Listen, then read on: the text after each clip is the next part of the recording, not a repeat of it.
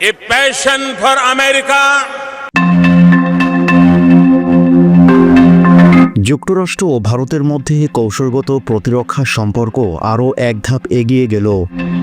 Indo Pacific অঞ্চলে যৌথ নিরাপত্তা ও সামুদ্রিক সচেতনতা বৃদ্ধির লক্ষ্যে ভারতকে $131 মিলিয়ন সামরিক সরঞ্জাম ও লজিস্টিক সহায়তা দেওয়ার একটি প্রস্তাব সম্প্রতি অনুমোদন করে মার্কিন স্টেট ডিপার্টমেন্ট।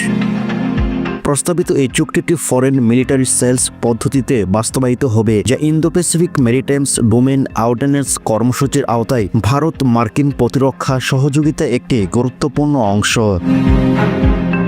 মার্কিন ডিফেন্স সিকিউরিটি কোঅপারেশন এজেন্সি এ সংক্রান্ত প্রয়োজনীয় সার্টিফিকেশন দিয়েছে এবং বিষয়টি যুক্তরাষ্ট্রের কংগ্রেস উপস্থাপন করা হয়।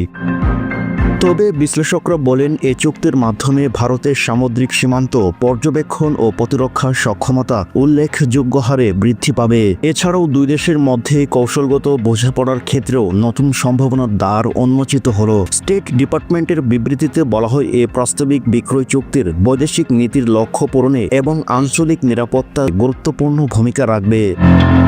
এই সিদ্ধান্ত এমন সময় এলো যখন দক্ষিণ এশিয়া এবং ইন্দো প্যাসিফিক অঞ্চলে ভূ রাজনৈতিক উত্তেজনা ক্রমাগত বৃদ্ধি পেয়ে চলছে। চুক্তিটি শুধু প্রতিরক্ষা নয়, বরং কৌশলগত অবস্থানগত দিক থেকেও অত্যন্ত তাৎপর্যপূর্ণ বলে মনে করে বিশ্লেষকরা।